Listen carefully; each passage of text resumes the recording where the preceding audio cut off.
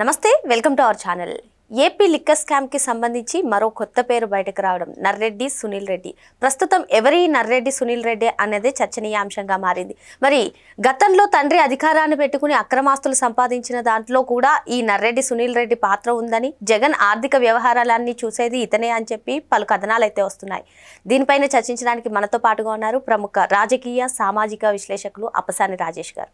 నమస్తే సార్. నమస్తే. నిన్న సిట్ అధికారులు నర్రెడ్డి సునీల్ రెడ్డికి సంబంధించినటువంటి పలు కంపెనీల్లో సోదాలు చేశారు. ఈ నర్రెడ్డి సునీల్ రెడ్డి పేరు బయటకు రావడం, ఆయన ఎవరా అనే చర్చ ఇప్పుడు ప్రస్తుతం ఆంధ్రప్రదేశ్ రాజకీయ వర్గాల్లో చర్చనీయాంశంగా మారింది సార్. మరి గతంలో తండ్రి అధికారాన్ని అడ్డు పెట్టుకుని జగన్ అక్రమాస్తుల కేసుల విషయంలో కూడా ఈ నర్రెడ్డి సునీల్ రెడ్డి అరెస్ట్ అయి ఉన్నారని, పలు రోజులు జైల్లో ఉన్నారని కూడా కథనాలు వినిపిస్తున్నాయి. ఏంటి ఈ నర్రెడ్డి సునీల్ రెడ్డి పాత్ర ఏంటంటారు? ఈ లిక్కర్ స్కామ్ లో కూడా ఆర్థిక వ్యవహారాలన్నీ కూడా నర్రెడ్డి సునీల్ రెడ్డి చూసారా? మరి అనిల్ రెడ్డి, సునీల్ రెడ్డి మనీ రూటింగ్ లో వాళ్ళ పాత్ర ఉందంటున్నారు. వాళ్ళ పాత్ర కన్నా ఈయన పాత్ర ఇంకా ఎక్కువ అంటారా? ఏం చెప్తారు సార్? మనం కొన్ని అంటే ఇన్స్పిరేషనల్ లీడర్షిప్ గురించి మాట్లాడుకునేటప్పుడు ఒక పదం వాడతాం, right person, right place, right position అని. అది ఏ పనికి ఎవరిని ఎంపిక చేసుకొని ఏ పనులు చేయించుకుంటున్నారు అనేది డిఫరెంట్ మ్యాటర్. ఒక పోలీసు బృందం ఉందనుకో, దాంట్లో ఫోరెన్సిక్ ఎవిడెన్సెస్ ఐడెంటిఫై చేసేవాళ్ళు కొంతమంది ఉంటారు. కొంతమంది జనాల్లో కలిసిపోయి సమాచారం రాబట్టే వాళ్ళు ఉంటారు, ఇంటెలిజెన్స్ వాళ్ళు. కొంతమంది దొంగతనాలు లాంటివి జరిగినప్పుడు ఆ దొంగతనం, ఆ జరిగిన మోడస్ ఆఫ్ ఆపరెండిని పసిగట్టి ఏ ముఠా చేసి ఉండొచ్చు అనేది ఒక నిర్ధారణకు వచ్చేవాళ్ళు ఉంటారు. ఆ ముఠా ఎక్కడెక్కడ ఉంటారు అనేది వాళ్ళని వెంటాడి పట్టుకునే ఎక్స్పర్టైజ్ ఉన్న వాళ్ళు కొంతమంది ఉంటారు. ఇట్లా ఆ విధమైన నైపుణ్యం ఉన్న వాళ్ళని ఐడెంటిఫై చేసి ఆ పర్టికులర్ ప్లేసెస్లో వాళ్ళని కనుక ప్లేస్ చేస్తే, వాళ్ళకి సరైన పొజిషన్ ఇస్తే, ఫ్రీడమ్ ఇస్తే, వాళ్ళ పనితీరాళ్ళు రుజువు చేసుకోగలుగుతారు. సమర్థవంతమైన పోలీసింగ్ వల్ల ఏమవుద్ది, సమాజంలో శాంతి భద్రతలు కాపాడబడతాయి, నేరాలు అదుపు చేయబడతాయి, సమాజంలో లా అండ్ ఆర్డర్ సిచ్యుయేషన్ ప్రాపర్గా మెయింటైన్ అవుద్ది. ఇది సమాజాన్ని కాపాడాలనుకునేవాళ్ళు. కొంతమంది ఉంటారు, ఎక్కడ అవకాశం దొరుకుద్దా, ఏ ఇంటికి కన్నా వేద్దామా, ఎవరిని మోసం చేసి మాయమాటలు చెప్పి డబ్బులు కొట్టేద్దామా, ఎవడు జేబులు కొట్టేద్దామా, ఏ భూమి ఆక్రమించుకుందామా అనుకునే నేర స్వభావం కలిగిన ముఠాలు కొన్ని ఉంటాయి. వీళ్ళు కూడా ఈ కొన్ని స్పెషల్ క్వాలిఫికేషన్స్ ఉన్నాడని డిఫరెంట్ పొజిషన్స్లో ప్లేస్ చేసుకుంటారు. ఒక ఇంటికి దోపిడీకి వెళ్ళారనుకో, ఒకడు ఆ ఇంట్లో ఉన్న కుక్కని మచ్చిక చేసుకొని దానికి బిస్కెట్లు వేసి దాన్ని బొబ్బో పెట్టి ఒకడు ఉంటాడు. ఒకడు ఆ ఇంటి లోపలికి వెళ్ళినాక తాళాలు తీయగలిగే ఎక్స్పర్ట్ ఒకడు ఉంటాడు. ఒకడు అక్కడ దొరికిన మూట కట్టుకొని మోసుకెళ్ళగలిగేవాడు ఒకడు ఉంటాడు. అట్లాగే ఎవరి నైపుణ్యాన్ని బట్టి, ఎవరు చేసే పనులను బట్టి వాళ్ళ ఆళ్ళనాళ్ళు పెంచుకుంటా పోషించుకుంటూ ఉంటారు. అలాగే జగన్మోహన్ రెడ్డి గారు కూడా ఇందాక మీరు ప్రస్తావించినట్టుగానే వాళ్ళ నాయన హయాంలో అక్రమాస్తులు పోగు చేసుకున్న నాటి నుంచి ఆనాడు విజయసాయి రెడ్డిది ఒక పాత్ర, సునీల్ రెడ్డిది ఇంకొక పాత్ర. సునీల్ రెడ్డి ఏం చేశాడు, వీళ్ళు ఈ కుంభకోణాలు చేస్తే ఆ కుంభకోణాల్లో ఇన్వాల్వ్ అయిన ఒకటి ఇచ్చేవాడు, ఒకటి పుచ్చుకునేవాడు ఉండాలి కదా. ఇచ్చేవాడి దగ్గర నుంచి పుచ్చుకొని తెచ్చి వీళ్ళకి చేర్చేవాడు. సో ఇప్పుడు మనకి నానక్రామ్గూడలో ఉంది గోల్ఫ్ కోర్స్ అంటారు, ఎంఆర్ ప్రాపర్టీస్ వాళ్ళు డెవలప్ చేసింది. దాంట్లో వీళ్ళ నాయన రాజశేఖర రెడ్డి గారు ఆ ఎంఆర్ ప్రాపర్టీస్కి ఒక చాలా పెద్ద లబ్ధి చేకూర్చాడు. చంద్రబాబు నాయుడు గారి ప్రభుత్వం 550 ఎకరాలు సేకరించి అక్కడ గోల్ఫ్ కోర్స్ ఏర్పాటు చేయడం కోసం దుబాయ్కి సంబంధించిన ఎంఆర్ అనే సంస్థతో ఒప్పందం చేసుకొని డెవలపర్గా వాళ్ళకి 74%, 26% రాష్ట్ర ప్రభుత్వ వాటా అని చెప్పని ఏపీఐసి ద్వారా ఒక ఒప్పందం ఖరారు చేసుకొని వాళ్ళ చేత డెవలప్ చేయించారు. చేయించినాక ఈ రాజశేఖర రెడ్డి గారు వచ్చాడు. ఈయనకేంటి, అరే రాష్ట్ర ప్రభుత్వానికి 26% ఉంటే మనకేం వచ్చుద్ది? ఇంద్రుడు చంద్రుడు సినిమా చూసారా మీరు, కమల్ హాసన్ది? దాంట్లో వాళ్ళ ఇంజనీర్ చెప్తుంటాడు, సార్ ఈ స్కీమ్ ఇది, మురుగునీటి శుద్ధికి స్కీమ్ ఇది, ఈ స్కీము ఇక్కడి నుంచి మురుగు వచ్చుద్ది, ఇక్కడ శుద్ధి అవుద్ది, ఇట్లా వెళ్తుంటే ఈ ఎటు వెళ్తే నాకెందుకే, మనకు డబ్బులు ఎటు నుంచి వస్తాయి చెప్పు అంటాడు మేయరు.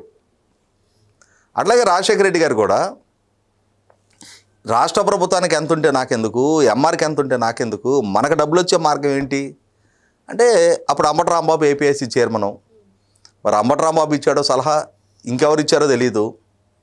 సారు రాష్ట్ర ప్రభుత్వానికి ఎంత ఉంటే మనకెందుకు సార్, ఇంకొంచెం వాటా ఎంఆర్ఆర్లకు గెలిపేసేయండి, వాళ్ళు మన అబ్బాయి సంస్థలో పెట్టుబడులు పెడతారు అని చెప్పిన సలహా ఇగానే 26%గా ఉన్న రాష్ట్ర ప్రభుత్వ వాటాని 6%కి తగ్గించుకొని, ఆ తగ్గించుకున్నందుకు గాను కోనేరు ప్రసాద్ గారు ఆ రోజు ఎంఆర్ సంధానకర్త, ఆయన దగ్గర నుంచి బాగా భారీ మూటలు తీసుకొని ఆ మూటలు తెచ్చి జగన్మోహన్ రెడ్డి గారికి అప్పచెప్పిన దాంట్లో ఈ సునీల్ రెడ్డి కీలకం.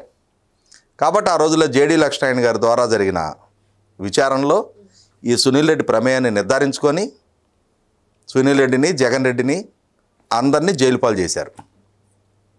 అలా జైలు పాలు చేసినందుకు అప్పట్లో ఈయన ఎంపీ గుర్రం గుడ్డిదైనా దానాకేం కొదవలేదు అని చెప్పని, చేసింది అక్రమాలైనా సరే ఆ ఎంపీ అనే మాటన ప్రివిలేజ్డ్ ప్రిజనర్, అంటే ప్రిజనర్లో కూడా మళ్ళీ ప్రివిలేజ్డ్ ప్రిజనర్లు అనమాట. మామూలుగా అదే ఒక పిక్ పాకెటరో ఒక చైన్ స్నాచరో ఎవడన్నా ఉన్నాడనుకో, వాడి మీద అసలు పోలీసులు ఎక్కడలేని వీరత్వం చూపిస్తారు, దొరికితే జనాలు కూడా కొడతారాలని. కానీ ఇట్లా ఈ పదవులు, అధికారం, హోదాలను అడ్డం పెట్టుకొని వేల కోట్లు దోచేసిన వాళ్ళకి మాత్రం ప్రివిలేజ్డ్ ప్రిజనర్స్, వాళ్ళకి స్పెషల్ సెల్లులు, వాళ్ళకి ఆ సెల్లులో ఒక అటెండెంటు, అంటే వీళ్ళకి వండి పెడటానికి, వీళ్ళ గొడ్లు ఉతకటానికి, వీళ్ళ గిన్నెలు గడగటానికి అట్లా పనిచేసిన వ్యక్తి సునీల్ రెడ్డి. 16 నెలల పాటు జగన్ రెడ్డి జైల్మేట్. ఈ మధ్య ఇట్లాగే చంద్రబాబు నాయుడు గారు ఒక సందర్భంలో వాడారు, లోకేష్ చాలా సందర్భాల్లో వాడటం జరిగింది. మిస్టర్ జగన్ రెడ్డి, నా క్లాస్మేట్స్ ఉంటారు కానీ నీకు జైల్మేట్స్ ఉంటారు అని చెప్పని. అదేవిధంగా 16 నెలలు చెంచులగూడ జైల్లో జగన్మోహన్ రెడ్డి జైల్మేటు ఈ నరెడ్డి సునీల్ రెడ్డి. దాంతో ఇందాక నేను చెప్పాను కదా, right person, right place and right position. Jaganmohan రెడ్డికి ఇతని లాయల్టీ పట్ల నమ్మకం కుదిరిపోయింది. మనకు కావాల్సింది ఇట్లాంటి బానిసత్వం చేసేవాడే, మన అడుగులకు మడుగులు వచ్చేవాడు కావాలి, మన రహస్యాలు కాపాడేవాడు కావాలి అని చెప్పని 2019లో తాను అధికారంలోకి రాగానే, ఒకసారి ఆ జైలు నుంచి బయటికి రాగానే తనకి వాళ్ళ వ్యాపార కార్యకలాపాల్లో కీలక స్థానాలు ఇవ్వటం మొదలుపెట్టారు. తర్వాత తాను అధికారంలోకి వచ్చిన తర్వాత ఈ మద్యం అక్రమ సంపాదనని రూటైన్ చేయడానికి ఏం రూటైన్ చేస్తారు? నల్ల డబ్బు. ఆ నల్ల డబ్బుని షెల్ కంపెనీల ద్వారా మొట్టమొదటి విదేశాలకు తరలిస్తారు. విదేశాల నుంచి వైట్ మనీ రూపంలో వీళ్ళ కంపెనీలోకి తీసుకొస్తారు. తద్వారా అది క్లీన్ మనీగా, ఆ మనీకి కూడా లాండరింగ్ అంటే ఏంటి?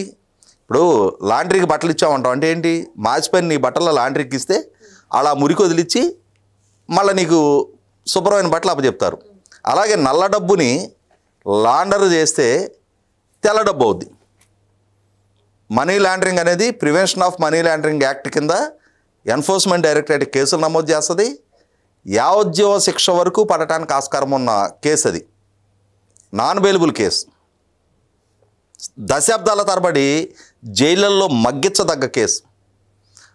ఆర్థిక నేరాలకి పాల్పడే వాళ్ళు ఉగ్రవాదుల కంటే పెద్ద నేరస్తులు అని గౌరవ సుప్రీంకోర్టు ధర్మాసనం ద్వారా ఇటువంటి వ్యక్తుల గురించే చెప్పడం జరిగింది. అటువంటి నర్రెడ్డి సునీల్ రెడ్డి ఇవాళ ఈ మద్యం అక్రమాల్లో కూడా అతని ప్రమేయం ఉంది. అతని ద్వారా 10 డిఫరెంట్ కంపెనీలు ఎస్టాబ్లిష్ చేయబడ్డాయి. ఆ కంపెనీలో ఒక కంపెనీలో సజ్జల రామకృష్ణారెడ్డి కొడుకు భార్గవరెడ్డి కూడా వన్ ఆఫ్ ది డైరెక్టర్గా ఉన్నాడు. ఇవాళ ఈ మద్యం అక్రమ సంపాదనని ఈ సునీల్ రెడ్డి ద్వారా విదేశాలకు తరలించి ఈ మనీ రూటైన్ చేయడంలో ఇతను ఉపయోగపడ్డాడు అని చెప్పని నిన్న సిట్టు అధికారులు హైదరాబాద్లో ఉన్న అతని 8 కంపెనీల కార్యాలయాల మీద, విశాఖపట్నంలో ఉన్న 2 కంపెనీల కార్యాలయాల మీద దాడులు చేశారు, రికార్డులు సీజ్ చేశారు. దీంతో సునీల్ రెడ్డి ప్రమేయం ఉండటం అంటే ఆనాటి నుంచి సునీల్ రెడ్డి ప్రమేయం గురించి అవగాహన ఉన్న మాలాంటి వాళ్ళకి అది ఆశ్చర్యం అనిపిలా. ఎందుకంటే నేను మధ్య మధ్యలో కూడా చాలాసార్లు అనుకునేవాడిని, ఆ రోజుల్లో జగన్మోహన్ రెడ్డి అనుయాయుడిగా జైలుమేట్గా సునీల్ రెడ్డి అని ఒక అతను ఉండేవాడు, ఈ మధ్య ఎక్కడ కనపట్టలేదు అని చెప్పని. అంటే ఏమైంది, కొత్త కొత్త యాక్టర్లను వచ్చి ఇప్పుడు ముందు ఫ్రంట్ ఫేజ్లో పెట్టి ఈ పాత వాళ్ళందరినీ ప్రమోషన్లు ఇచ్చి బ్యాక్ ఎండ్ యాక్టివిటీకి వాళ్ళని నియమించుకున్నారు. అలా ఈ బ్యాక్ ఎండ్ యాక్టివిటీ నిర్వహిస్తున్న అంశాన్ని కూడా స్పష్టమైన సాక్ష్యాధారాలతోటి ఎప్పుడైతే చెవిరెడ్డి మోహిత్ రెడ్డికి సంబంధించిన కార్యాలయాల మీద దాడులు చేశారో దాంతో అక్కడి నుంచి విజయానందరెడ్డి, సజ్జల భార్గవ రెడ్డి ఇట్లా ఒక్కొక్కరి ప్రమేయం నిర్ధారణ అవుతా ఇది వాళ్ళ నర్రెడ్డి సునీల్ రెడ్డి వరకు వాళ్ళ పాత్రను వెలుగులోకి తీసుకురావడం జరిగింది. నాకు తెలిసి ఇవాళ ఈ సునీల్ రెడ్డి ప్రమేయం వల్ల ఇప్పటికే జగన్మోహన్ రెడ్డి ప్రమేయాన్ని నిర్ధారించే మనం పదే పలు సందర్భాల్లో కొన్ని మొహమాట మాటలు మాట్లాడుతూ ఉన్నాం. బిగ్ బాస్ ప్రమేయం నిర్ధారణ అవుద్దా, అంతిమ లబ్ధిదారుడు ప్రమేయం నిర్ధారణ అవుద్దా అని చెప్పని. నా ఉద్దేశంలో అయితే ఈ అంతిమ లబ్ధిదారుడు ఈ పదాలు కూడా చాలా పాలిష్డ్గా వాడుతూ ఉన్నాం. అంతిమ దోపిడీదారుడు ప్రమేయాన్ని నిర్ధారించడానికి జరిగిన 3,500 కోట్ల రూపాయల దోపిడీలో 3,500 కోట్ల రూపాయల దోపిడీలో అసలు సిసలు సింహభాగాన్ని దక్కించుకున్న ఈ మొత్తం పాలసీకి బ్యాక్ ఎండ్గా ఉండి తన అధికారాన్ని అడ్డుపెట్టి ఈ పాలసీని రూపకల్పన చేసి తద్వారా ఈ మెకానిజం మొత్తాన్ని సెట్ చేసుకొని వీళ్ళ ద్వారా వేల కోట్ల రూపాయల లూటీకి పాల్పడ్డా అసలు సిసలు దోపిడీదారుడు. ఉప ముఖ్యమంత్రి నాకన్నా పై వాళ్ళు ఇచ్చిన ఆదేశాలతో చేశాను అని చెప్తున్నప్పుడు ఉప ముఖ్యమంత్రి కన్నా పైనుండేది none other than chief minister of the state mister YS Jaganmohan Reddy. ఇప్పటికే వైఎస్ అనిల్ రెడ్డి ప్రమేయం నిర్ధారణ అవుతుంది. ఇవాళ ఈ నర్రెడ్డి సునీల్ రెడ్డి ప్రమేయం నిర్ధారణ అవుతుంది. మరి జగన్మోహన్ రెడ్డి ప్రభుత్వంలో ఉన్న మిథున్ రెడ్డిలు, నారాయణ స్వాముల ప్రమేయాలు నిర్ధారణ అవుతూ ఉన్నాయి. ఎవరెవరికి ఏ వాటాలు ఎంత మొత్తంలో ఏ సందర్భంలో ఎవరి నుంచి ఏ రూపంలో దక్కాయి అనేది నిర్ధారణ అవుతూ ఉంది. కాబట్టి స్పష్టమైన సాక్ష్యాధారాలతో ఎన్ఫోర్స్మెంట్ డైరెక్టరేట్ ద్వారా సేకరించబడుతున్న ఈ మనీ లాండరింగ్కి సంబంధించిన సాక్ష్యాధారాలతో కూడా ఈ సునీల్ రెడ్డి అరెస్టు ద్వారా జగన్మోహన్ రెడ్డి అరెస్టుకి రంగం సిద్ధం అయినట్టుగానే భావించాలి మనం. మరో అంశంతో మళ్ళీ కలుద్దాం. Thank you sir.